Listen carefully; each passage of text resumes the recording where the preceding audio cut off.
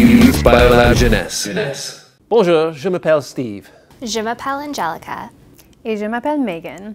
Nous travaillons ici au Centre de recherche Albrechtsen à l'hôpital Saint-Boniface. Notre travail à le centre de recherche, c'est d'essayer de mieux comprendre certaines des maladies qu'on observe dans l'hôpital.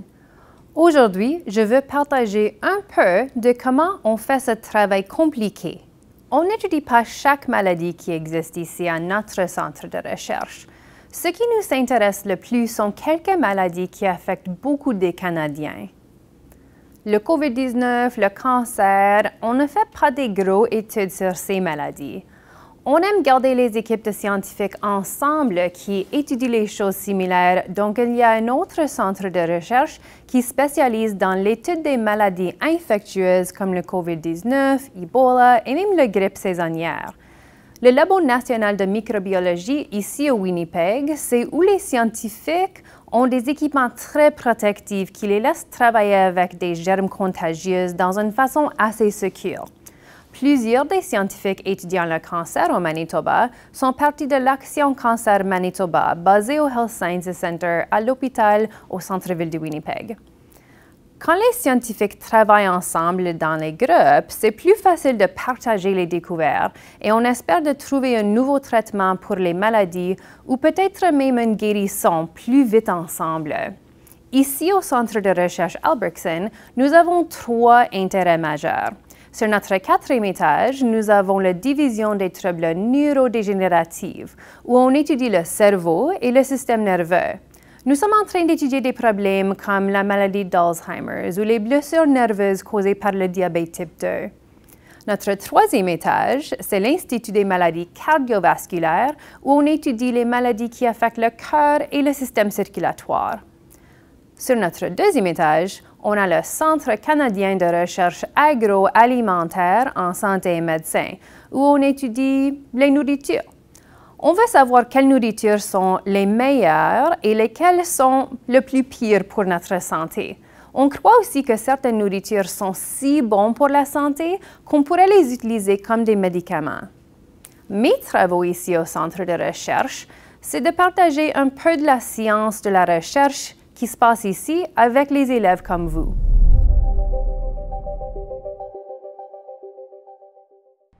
Ici au Centre de recherche Albrechtsen, nous sommes très intéressés par les cellules. C'est un sujet très compliqué. Aujourd'hui, nous allons apprendre des bases des cellules et comment on peut utiliser les cellules dans la recherche en santé. Vous avez probablement entendu discuter des cellules comme étant les unités plus petites de la vie, parce qu'elles construisent chacun des êtres vivants. Nous ne pouvons pas voir une cellule individuelle à l'œil nu. Ils sont si petits qu'il nous faut un microscope pour les voir. C'est difficile d'imaginer comment petits ils sont, mais si vous pouvez imaginer la plus petite division sur votre règle, c'est 1 millimètre. La plupart des cellules humaines sont si petites que vous pouvez placer 50 à 100 cellules bout à bout sur 1 seul millimètre. Une autre façon d'imaginer leur taille, c'est si vous prenez la plus petite pince de votre peau que possible, cette petite pince est probablement 5 à 10 millions de cellules. Par le temps que vous êtes adulte, vous serez un gros pile de 50 à 100 trillions de cellules, tous faisant leur travail pour maintenir votre santé. Que sont les cellules? Ils sont un peu comme un ballon d'eau ou un sac rempli de liquide avec des petites machines microscopiques ou encore plus petites qui aident les cellules dans leur rôle dans les tissus et organes.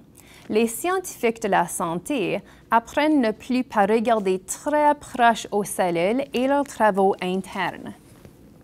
Vous avez probablement vu un de ces dessins déjà en apprenant les parties du cellule.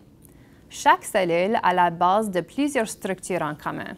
Ils ont tous une membrane, une barrière comme le peau qui protège un peu et garde les choses importantes dedans la cellule, mais qui laisse sortir les déchets. Les cellules plantes et animales ont aussi un noyau qui sert comme le cerveau du cellule, diriger des actions cellulaires, et des mitochondries qui produisent l'énergie pour la cellule. Il y en a d'autres organelles qui sont usines qui produisent et forment des protéines. C'est souvent les protéines qui intéressent les scientifiques, car les protéines sont responsables pour la forme et les activités des cellules. Les protéines changent aussi entre une cellule en bonne santé et une cellule malade. La plupart des cellules humaines n'ont pas l'air si simples. En vérité, vous avez plus que 200 différents types de cellules. Quelques-uns ont l'air similaires, mais beaucoup ont des apparences très différentes car ils font des travaux très spécifiques. Quand les personnes deviennent malades, on voit les symptômes au niveau de la personne complète, mais les médecins et les scientifiques doivent comprendre tout ce qui se passe au niveau des organes et tissus et même au niveau des cellules si on veut traiter ou guérir une maladie.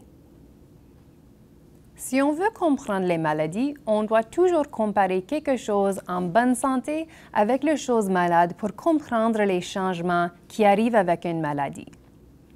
On peut comparer un cerveau en bonne santé avec un qui souffre de perte de mémoire à cause d'une maladie d'Alzheimer's, ou un cœur en bonne santé avec un cœur qui a juste eu une grosse crise cardiaque.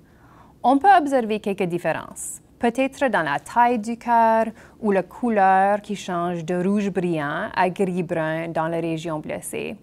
Mais ça n'informe pas beaucoup de ce qui se passe dans les tissus qui causent les problèmes avec la fonction du cœur en temps.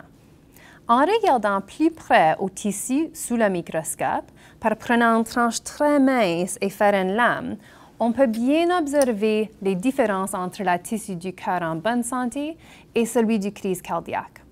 En bonne santé, la plupart du tissu est des cellules musculaires, ceux qui sont roses brillants.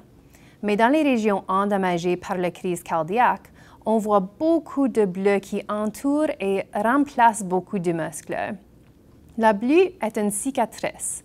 Comme tu formes une cicatrice quand tu as une coupure du peau qui se guérit, le tissu du cœur forme une cicatrice.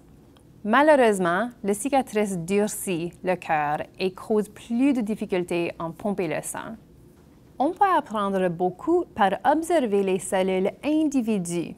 Un de nos scientifiques cardiovasculaires peut enlever un petit morceau du cœur, peut séparer le tissu et garder les cellules vivantes hors du corps.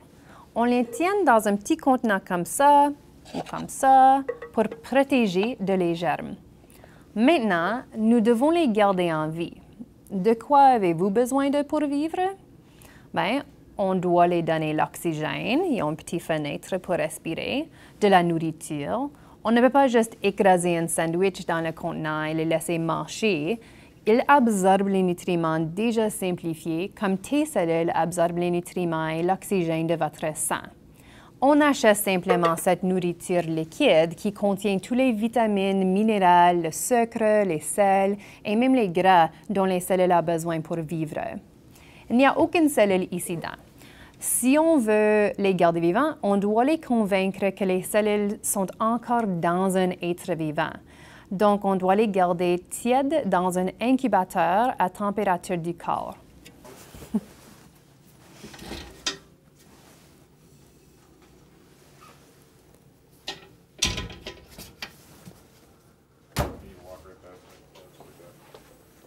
Ces cellules viennent du cœur, non les cellules musculaires qui contractent pour pousser le sang, mais un autre type de cellules appelées les fibroblastes. Leur rôle dans les tissus, c'est d'être collants et coller les autres tissus ensemble avec une protéine collante appelée la collagène, qui va aussi les attacher au fond du contenant ici. Ces cellules sont responsables aussi pour réparer les tissus endommagés et c'est eux qui forment la cicatrice après une crise cardiaque. Donc, les scientifiques veulent bien comprendre ce qui se passe. On voit à 40 fois magnification que le contenant est presque complètement rempli des cellules. Ils ont l'air un peu comme un œuf au plat. J'ai marqué le fond du contenant avec une ligne de 1 mm en noir et on voit que ça prend la place de 50 à 75 cellules. À 400 fois magnification, on voit le noyau distinct et beaucoup d'organelles foncées dans le cytoplasme. Les cellules ici sont tous vivants. Il fait la même chose dans le contenant qu'il fait dans vous Et une partie fondamentale de la recherche, c'est de comparer ces cellules fibroblastes en bonne santé avec des uns qui viennent d'un cœur endommagé par une crise cardiaque pour observer comment ils changent. On dirait qu'ils ne font pas grand-chose, mais ils sont en train de bouger, juste très très lentement. Ils libèrent la collagène et ils communiquent entre eux. Après une crise cardiaque, ils commencent à bouger plus vite, ils deviennent plus collants, ils libèrent beaucoup plus de collagène pour former la cicatrice. Les scientifiques peuvent mesurer ces choses pour apprendre comment arrêter la cicatrice de durcir les autres tissus musculaires autour de la blessure. On peut aussi utiliser les cellules pour tester les mauvais effets des choses de notre environnement ou de nos styles de vie. Par exemple, ce n'est pas juste de forcer quelqu'un de fumer beaucoup pour une expérience ou de manger rien que du sucre, mais on peut isoler les toxins de la fumée de tabac et les ajouter aux nourritures pour les cellules. Et là, on peut observer les effets au niveau des cellules. Les nouveaux médicaments doivent aussi être testés sur les cellules avant qu'on peut commencer à les utiliser avec les patients chez l'hôpital. Les scientifiques doivent assurer que la nouvelle drogue ou médicament aide vraiment les cellules malades et qu'il n'y a aucun mauvais effet sérieux. On sait que le développement des nouveaux médicaments prend longtemps, donc c'est mieux de garder tes cellules en bonne santé et de prévenir les maladies par bien manger, faire de l'exercice et d'éviter trop de toxines de notre environnement qui peut endommager tes cellules. Merci de nous rejoindre dans la curiosité aux santé. Restez curieuse. Assurez-vous de cliquer sur j'aime et de vous abonner à d'autres vidéos et de suivre notre Instagram et Twitter. Pour appuyer la programmation et les plans d'expansion du Biolab Jeunesse, veuillez communiquer avec la Fondation Hôpital Saint-Boniface à stbhf.ca.